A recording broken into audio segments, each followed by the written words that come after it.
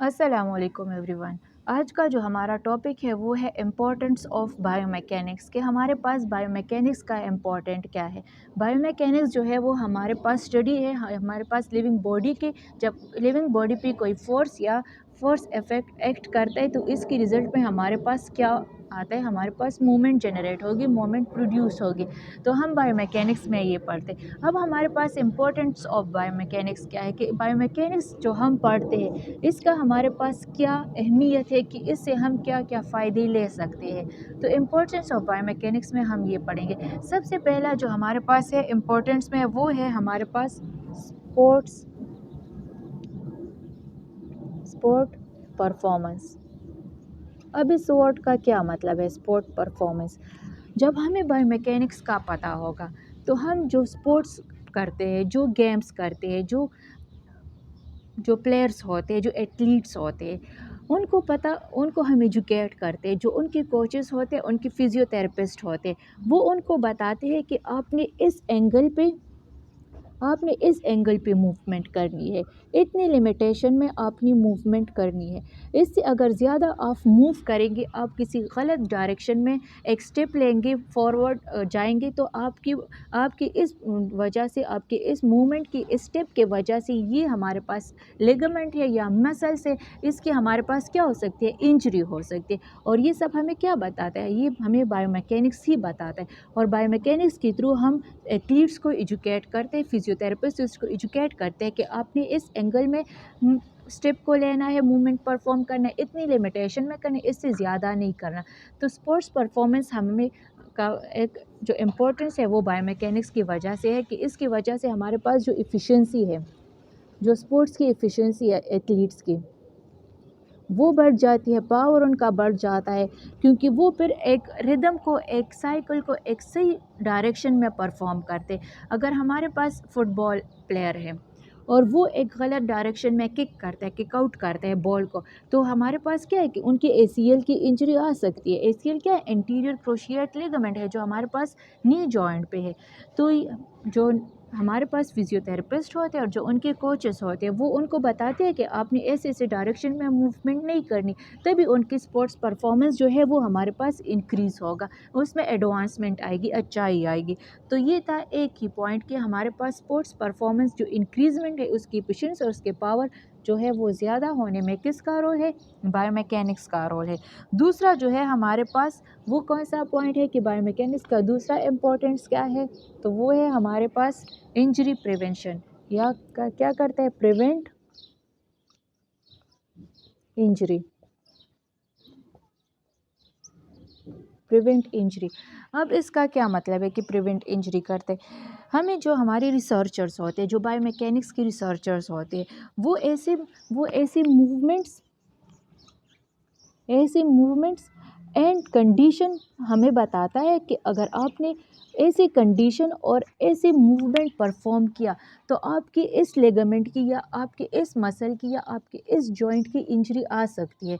तो prevention of injury जो है वो भी हमारे पास बायोमैकेनिक्स के एक डोमेन में ही आती है। वो हमें बताता है कि आपने ऐसे एजुकेट करता है कि आपने ऐसे ऐसे डायरेक्शन में मूवमेंट नहीं करनी, तभी अगर आप ऐसे डायरेक्शन में मूवमेंट करेंगे तब आपकी क्या होगा, आपकी इंजरी आ सकती है।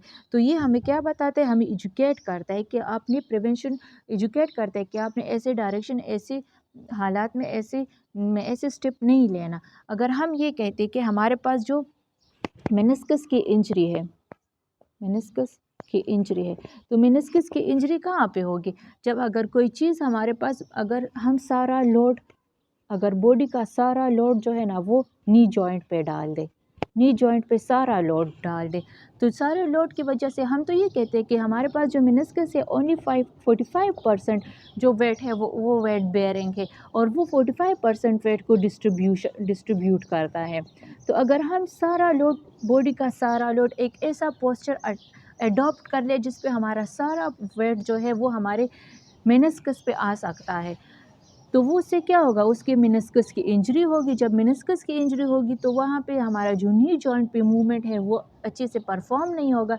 तो हमें बायोमैकेनिक्स बताते हैं कि आपने ऐसे पोस्चर, ऐसी कंडीशन को नहीं अडॉप्ट करना जिस पे हमारे पास इस वजह से मेनिस्कस की इंजरी आ जाए या किसी और जो बॉडी के पार्ट है उसकी इंजरी आ जाए। तो बायोमैकेनिक्स हमें ये बताते हैं कि प्रिवेंशन ऑफ इंजरी के बारे में भी इसका इम्पोर्टेंस है। दूसरा तीसरा हमारा जो पॉइंट है वो है इम्पोर्टेंस ऑफ बायोमैकेनिक्स में, वो है रिहेबिलिटेशन। अब इसका क्या मतलब है?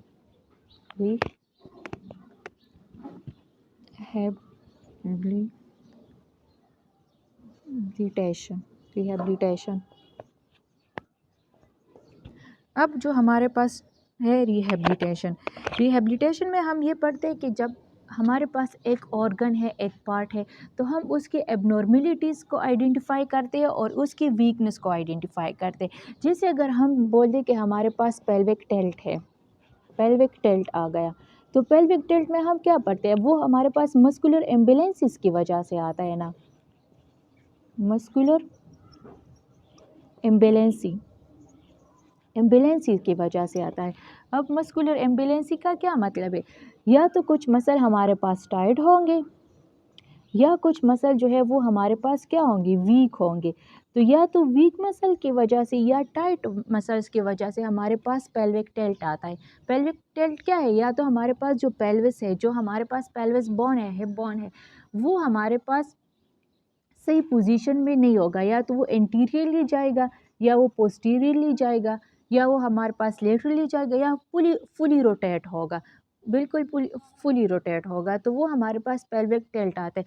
तो रिहेबिलिटेशन में फिर क्या होता है? रिहेबिलिटेशन में जो हमारे पास थेरेपिस्ट होते हैं, जो हमारे पास फिजियोथेरेपिस्ट होते हैं, वो क्या करते हैं? वो कुछ ऐसे एडवांस और कुछ उसकी रिलेटेड ऐसे एक्सरसाइज हमें बताते हैं, ऐसे डिज़ाइन एक्सरसाइज बताते हैं, इंटरवेंशंस बताते हैं, जिसकी वजह से हमारे पास ये जो कंडीशन आती है, पेल्विक टिल्ट आते हैं, जैसे कि मैंने फॉर एग्जांपल पेल्विक टिल्ट बोल दिया, हमारे पास बहुत सी कंडीशंस आ सकती है, तो वो उसको हमारे पास ऐसे प्रोसीजर्स और ऐसे एक्सरसाइज को बताते हैं कि आपने ये एक्सरसाइज करना है तो आपकी ये कंडीशन सही हो जाएगी। अगर हम इंटीरियर पेल्विक टिल्ट की बात करें, तो इंटीरियर पेल्विक टिल्ट में फिजियोथेरेपिस्ट हमें बताते हैं कि आपने जिस डायरेक्शन में, इंटीरियर डायरेक्शन में, उसमें एक्सरसाइज करनी है इन सेम डायरेक्शन में, कि आपका ये टिल्ट का प्रॉब्लम क्या हो गया? मिनिमाइज हो जाए। तो रिहेबिलिटेशन का हमें क्या बताता है?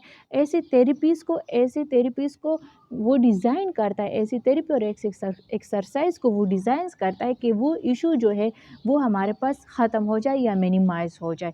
तो ये रिहेबिलिटेशन जो है ये भी एक बायोमैकेनिक्स का ही इम्पोर्टेंस है, एक पॉइंट है, सिग्निफिकेंट है, कि ये हमें ये बताता है कि हमें हमारा जो इशू है, जो प्रॉब्लम है, उसको हम मिनिमाइज़ करें और इसकी रिकवरी हो जाए।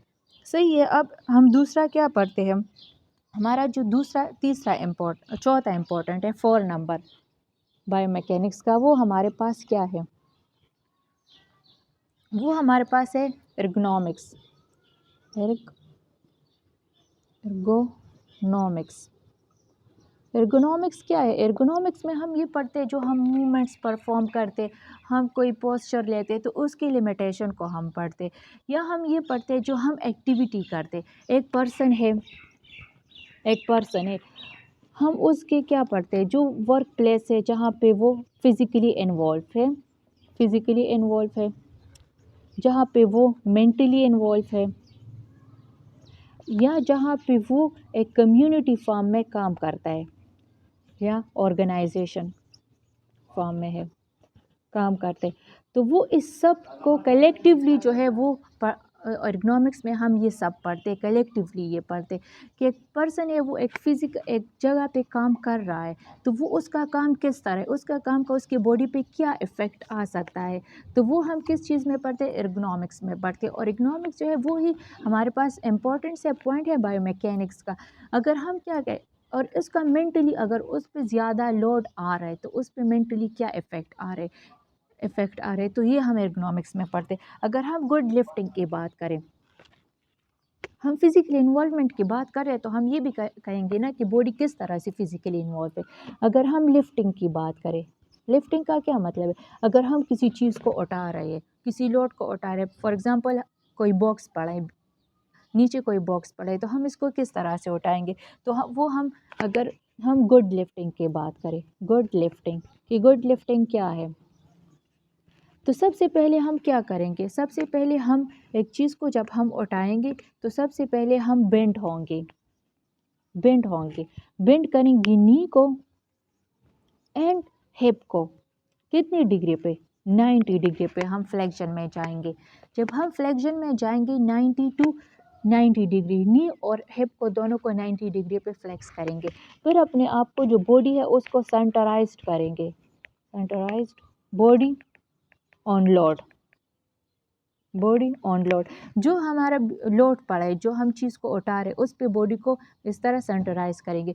फिर दोनों हाथों से उसको उठाएंगे और फिर स्ट्रेट जाएंगे अपराइट पोजीशन में। तो ये गुड लिफ्टिंग है। उस दौरान हम कोई ट्विस्टिंग विस्टिंग नहीं करेंगे, बॉडी को कुछ इस तरह से ट्विस्ट नहीं करेंगे। ये हमारे पास गुड लिफ्टिंग है। अगर आप 92, अगर फर्स्ट पॉइंट जो है हमारे पास गुड लिफ्टिंग में कि 90 डिग्री नी और हिप को फ्लेक्स करेंगे। अगर आप इसको फ्लेक्स नहीं करेंगे और किसी और पोजीशन में आपने एक चीज़ को, एक वेट को उठा लिया, तो इसकी वजह से हमारे पास बॉडी में डिफरेंट टाइप ऑफ इंजरी आ सकती है। तो ये था हमारे पास चौथा important, fourth number importance of biomechanics. Fifth number जो हम पढ़ेंगे वो आर्थ्रोपेडिक्स में है कि आर्थ्रोपेडिक्स में बायोमैकेनिक्स का क्या काम है। आर्थ्रोपेडिक्स,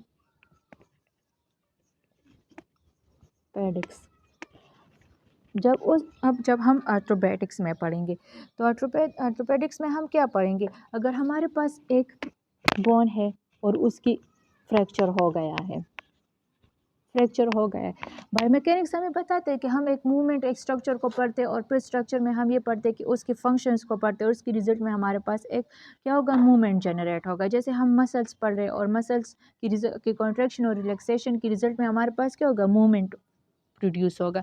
अगर हमारे पास एक बोन है उसकी फ्रैक्चर हो गई है तो सबसे पहले हमारे पास आर्थोपेडिक जो सर्जन्स है वो हमें बताता है कि आपने 1 मंथ तक फॉर एग्ज़ाम्पल और 15 डेज तक इस बोन को या इस पार्ट को मोबाइलाइज नहीं करना, आप उसको स्टेबल रखना है, स्टैटिक पोजीशन में इसको रखना है। इसको हमें क्या रखना है, स्टैटिक पोजीशन में रखना है। अब स्टैटिक पोजीशन का क्या मतलब है कि आपने किसी मोबाइलाइज नहीं करना, इसको फंक्शन में नहीं लाना, इस पे मूवमेंट। अगर मेरे इस तरफ फॉर एग्जांपल मेरे जो रेस्ट जॉइंट है उसके हमारे पास फॉर एग्जांपल फ्रैक्चर हो गया है तो मैं इसको इस स्टैटिक पोजीशन में रखूँगी, इसको मोबाइलाइज नहीं करूँगी, इस पे मैं राइटिंग नहीं करूँगी या मैं इसको खाने में इस्तेमाल नहीं करूँगी, कोई भी काम इस पे मैं नहीं करूँगी क्योंकि हमारे पास इसकी फ्रैक्चर हो गई है। तो हमारे पास बायोमैकेनिक्स जो है वो हमें यही बताते हैं कि आपने इसको एक चीज़ को इस तरह आर्थ्रोपेडिक्स में इसका ये काम है कि ये हमें बताता है, इंपॉर्टेंस बताते हैं कि इंजर्ड चीज़ को हमने फंक्शनल में नहीं लाना। और इसके अलावा अगर हमारे पास एक पार्ट है उसकी कट हो गई है ना, तो इसको हम आर्टिफिशियल ऑर्गन्स जो है फॉर एग्ज़ाम्पल आर्टिफिशियल लिम्ब जो हो गया, लोअर लिम्ब हो गया, अपर लिम्ब हो गया, तो वो भी हम इसको अटैच कर सकते हैं और फिर वो हमें बताते हैं कि आपने इसको इस तरह से इसको मूवमेंट में लाना है, इस डायरेक्शन में करना है, इतना लिमिटेड ये आर्टिफिशियल लिम्ब को आपने इतनी लिमिट में इसकी मूवमेंट करनी है। तो लिमिटेशन और मूवमेंट और एंगल जो आ गया इस चीज़ में, तो ये बायोमैकेनिक्स का इम्पोर्टेंट ही तो है ना। तो ये हम आर्थ्रोपेडिक्स में पढ़ते हैं। अब इसके बाद जो हमारे पास है तीसरा, हमारे पास जो 6 नंबर है वो हमारे पास क्या है, वो है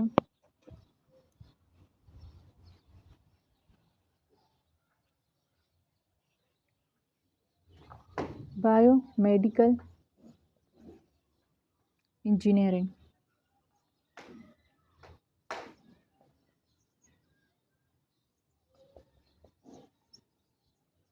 अब इसका क्या मतलब है बायोमेडिकल इंजीनियरिंग का।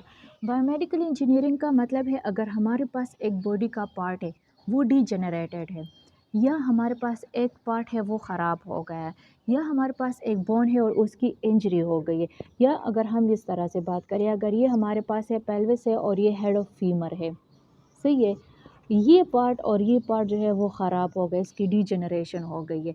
तो बायोमेडिकल इंजीनियरिंग के थ्रू हम एक ऐसे प्लेटिंग करेंगे कि ये वाला पार्ट है इस पे हम मेटल प्लेटिंग करेंगे और ये वाला ये इस तरह आ जाएगा और ये दोबारा फंक्शनल हो जाएंगे, तो ये दोबारा मूवमेंट करने के क्या होंगे, काबिल हो जाएंगे। तो ये इम्पोर्टेंस किस चीज़ के, बायोमैकेनिक्स की इम्पोर्टेंस में ही आती है कि बायोमेडिकल इंजीनियरिंग में, या अगर हम आर्टिफिशियल जो आर्टिफिशियल लिम्फ है, ऑर्गन्स हो गए, या हमारे पास जो फुटवेयर आते हैं आर्टिफिशियली, वो सारे जब हमारे पास क्या आर्टिफिशियल फुटवेयर हम किस चीज़ में भी करते हैं, जब हमारे पास जो आर्चेस है, आर्चेस ऑफ फुट हमने पढ़े हैं, वो हमारे पास क्या है, लॉन्गिट्यूडनल आर्च है, मीडियल आर्च है। अगर हमारे पास मीडियल आर्च या ज़्यादा हो गया या कम हो गया, तो इस दौरान भी हम उसको आर्टिफिशियल फुटवेयर ही देते हैं कि वो हमारे पास क्या हो जाए, उसकी करेक्शन हो जाए। तो वो बायोमेडिकल इंजीनियरिंग में आते हैं। तो ये था हमारे पास टॉपिक, क्या था हमारे पास टॉपिक है इम्पोर्टेंस ऑफ बायोमैकेनिक्स। तो बायोमैकेनिक्स के इम्पोर्टेंस में हमने जो जो पॉइंट डिस्कस किए, वो सब मैंने यहाँ जो जो पॉइंट्स थी, जो जो इम्पोर्टेंस थी, ये तो बहुत वास्ट वीडियो है, लेकिन मैंने कुछ पॉइंट यहाँ पे डिस्कस कर दिया और उसको मैंने बताया कि हमारे पास बायोमैकेनिक्स की किस चीज़ में आता है, इम्पोर्टेंस में आता है। इस तरह से और बायोमैकेनिक्स की रिलेटेड वीडियोस को मेरे इस चैनल को सब्सक्राइब करें। Thank you so much.